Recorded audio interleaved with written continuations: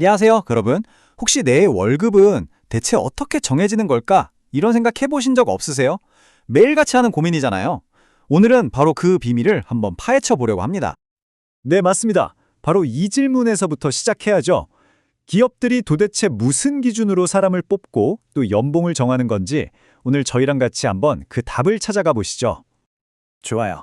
그럼 이 복잡해 보이는 고용시장의 비밀을 풀려면 아주 기본적인 경제 원리부터 시작해야겠죠? 사실 모든 건 생각보다 간단한 개념에서 출발하거든요. 네, 경제학 책을 보면 항상 생산 요소라는 말이 나오던데 이게 정확히 무슨 뜻인가요? 아주 쉽게 말해서요. 기업이 뭔가를 만들어 팔기 위해 꼭 필요한 재료들이라고 생각하시면 돼요. 바로 노동, 그러니까 사람이죠. 그리고 토지, 마지막으로 자본, 이 세 가지가 핵심입니다. 잠깐만요. 그럼 회사가 직원을 뽑는 게 그냥 그 사람이 좋아서, 그 사람이 필요해서가 아니란 말인가요? 네, 정확히 보셨어요. 이게 바로 파생 수요라는 아주 중요한 개념 때문인데요. 기업은요, 직원을 원하는 게 아니라 그 직원이 만들어낼 상품을 원하는 거예요. 더 쉽게 말하면 팝콘을 사려는 손님이 있어야 팝콘 가게 직원을 뽑는다는 거죠. 모든 노동 수요는 바로 여기서부터 시작됩니다. 이론은 이제 좀 알 것 같아요. 근데 이게 실제 우리 주변의 작은 가게에서는 어떻게 돌아가는 걸까요? 자, 아주 구체적인 예시를 들어볼게요. 팝콘 가게를 한번 들여다보죠. 자, 여기 자비에르의 팝콘 트럭이 있습니다. 이 표를 보시면 직원을 1명, 2명 이렇게 늘릴 때마다 팝콘 생산량이 어떻게 변하는지 나와 있죠? 직원이 없을 땐 당연히 0개, 1명을 뽑았더니 30개, 2명일 땐 55개, 이런 식으로 쭉 늘어나네요. 오, 그러네요. 가만히 보니까요. 직원이 1명 늘어날 때마다 추가로 만들어지는 팝콘의 양이 점점 줄어들어요. 그쵸? 처음엔 30개가 늘었는데 그 다음엔 25개, 또 그 다음엔 20개. 신기하네요. 네, 맞아요. 바로 그겁니다. 경제학에서는 그걸 노동의 한계 생산물이라고 부르고요. 이렇게 추가되는 생산량이 점점 줄어드는 현상을 아주 유명한 법칙이죠. 한계 생산물 체감의 법칙이라고 합니다. 자, 그럼 이제 제일 중요한 걸 해봐야죠. 이 추가로 만든 팝콘이 과연 돈으로 얼마의 가치가 있는지 계산해보는 거예요. 팝콘 한 통에 $5라고 한번 해보죠. 그러면 방금 말한 그 노동의 한계 생산물에 팝콘 가격 $5를 곱하면 바로 한계 생산물의 가치, 즉 VMPM이 나옵니다. 표를 보시면 첫 번째 직원은 $150, 두 번째 직원은 $125의 가치를 추가로 만들어내는 셈이죠. 근데 여기서 정말 놀라운 사실이 하나 있어요. 방금 우리가 계산한 이 한계 생산물의 가치 그래프가요. 바로 그 기업의 노동 수요 곡선하고 똑같다는 겁니다.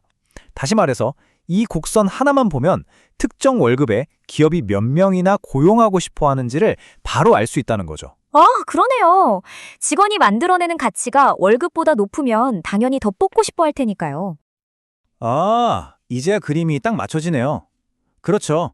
기업의 목표는 결국 이윤을 내는 거니까 직원이 벌어다주는 가치, 즉 VMPL이 내가 줘야 하는 월급보다 크거나 같을 때까지만 사람을 뽑는다는 거군요. 바로 그거예요. 모든 기업의 채용 결정은 아주 심플한 공식으로 귀결됩니다. 직원이 창출하는 가치, VMPL이 직원의 임금, W와 같아지는 바로 그 지점까지. 거기서 멈추는 거죠. 알겠습니다. 이제 팝콘 가게 하나가 어떻게 돌아가는지는 완벽하게 이해했어요. 그런데 궁금한 건 이게 수백만 명의 사람들과 수많은 기업들이 있는 이 거대한 전체 고용시장으로 확장되면 어떻게 되는 걸까요? 좋은 질문입니다. 이제 시장의 반대편을 봐야죠. 바로 노동 공급입니다. 이건 우리 모두의 이야기예요. 우린 항상 일과 여가 사이에서 고민하잖아요. 임금이라는 건 사실 우리가 포기하는 여가 시간의 대가, 다시 말해 기회비용인 셈이죠. 그러니까 당연히 임금이 오르면 에이, 좀 쉬는 거 포기하고 일 더 해야겠다, 이런 요인이 커지지 않겠어요? 바로 이런 개인들의 선택이 모여서 노동 공급 곡선을 만드는 겁니다. 결국 시장이라는 건 이렇게 돌아가는 겁니다.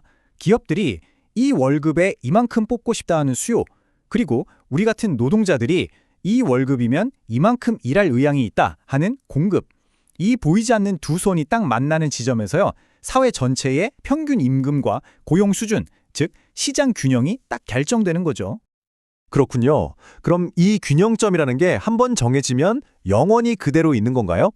그건 아니겠죠. 현실에서는 정말 다양한 일들이 일어나잖아요. 그런 사건들이 이 균형을 어떻게 흔들어 놓는지 몇 가지 시나리오를 통해 한번 살펴보시죠. 자, 첫 번째 시나리오입니다. 만약에 자동차 산업에서 숙련된 노동자분들이 한꺼번에 은퇴했다고 상상해 보세요. 그럼 남아있는 노동자들의 월급은 어떻게 변할까요? 네, 아주 현실적인 질문인데요. 간단합니다. 일할 사람이 줄었으니 당연히 노동 공급이 감소하는 거죠. 경제학적으로는 공급 곡선이 왼쪽으로 이동했다고 말합니다. 그럼 어떻게 될까요? 기업들은 남아있는 귀한 인력을 서로 데려가려고 경쟁하겠죠. 그러다 보면 자연스럽게 임금은 올라가고 전체 고용자 수는 줄어들게 되는 겁니다. 좋습니다. 그럼 두 번째 상황을 한번 볼까요? 이번에는 반대로 아주 획기적인 신기술이 도입돼서요. 노동자 한 사람 한 사람이 만들어내는 자동차의 수가 엄청나게 늘어났다라고 해보죠. 이럴 땐 임금이 어떻게 될까요? 자, 이 경우에는요. 이제 기업 쪽에서 난리가 나는 거죠. 노동 수요가 폭발적으로 늘어납니다. 왜냐고요? 이제 노동자 한 명 한 명이 예전보다 훨씬 더 많은 가치, 즉 더 높은 VMPL을 만들어내잖아요. 그럼 기업 입장에서는 와, 저 직원한테 월급 더 주고라도 데려와야겠다. 이렇게 생각하게 되는 거죠. 결과적으로 임금도 오르고 고용도 함께 늘어나는 아주 좋은 상황이 펼쳐집니다. 와, 이제 노동시장에 대해서는 거의 전문가가 된 것 같네요. 그런데 문득 궁금한 게 이 놀라운 원리가 우리가 맨 처음에 이야기했던 다른 생산 요소 있잖아요. 토지나 자본 같은 것들이요. 여기에도 똑같이 적용이 될까요? 아, 그럼 결국 우리가 팝콘 가게에서 봤던 바로 그 원리, 자신이 만들어내는 가치만큼 보상받는다는 이 원리가 노동자의 월급뿐만 아니라 땅 주인이 받는 임대료나 기계를 빌려주고 받는 돈, 그러니까 자본가의 이익에도 똑같이 적용된다는 말씀이시군요. 네. 바로 그게 이 논의의 핵심입니다. 경제학에서는 이걸 좀 어려운 말로 신고전학파의 소득 분배 이론이라고 부르는데요. 쉽게 말하면 이런 거예요. 노동이든 토지든 자본이든 모든 생산 요소는 결국 시장의 수요와 공급 원리에 따라서 각자가 기여한 가치만큼의 몫을 가져간다는 아주 강력한 아이디어입니다. 자, 그럼 지금까지 배운 이론을 가지고 아주 현실적이고 또 뜨거운 감자죠. 바로 이민 문제에 한번 적용해 볼까요? 실제로 한 경제학자 설문조사를 보니까요. 이런 의견이 있더라고요. 고학력 이민자를 더 많이 받아들이면 평균적인 미국 시민들의 삶이 더 나아질 것이다. 이런 주장이죠. 하지만 물론 반대 의견도 만만치 않습니다. 동시에 이런 경고도 나왔는데요. 저숙련 이민자들이 많이 들어오게 되면 기존에 있던 미국의 저숙련 노동자들은 일자리를 두고 더 치열하게 경쟁해야 하니까 상황이 훨씬 더 나빠질 수 있다는 겁니다. 그러니까 이게 결코 간단한 문제가 아니라는 걸 보여주죠. 네, 맞아요. 그래서 저희가 마지막으로 여러분께 이런 질문을 하나 던지면서 마무리할까 합니다. 오늘 우리가 살펴본 것처럼 노동, 자본, 토지, 이 모든 생산 요소는 서로 아주 긴밀하게 연결되어 있잖아요. 그렇다면 이민이라는 하나의 변화가 단순히 노동시장의 월급에만 영향을 미칠까요? 아니면 건물주나 주주 같은 토지와 자본을 가진 사람들의 주머니 사정에는 또 어떤 파장을 일으킬까요? 이 모든 것들이 어떻게 거미줄처럼 얽혀 있을지 이 시간을 마치고 한 번쯤 깊이 생각해 보시면 정말 흥미로울 것 같습니다.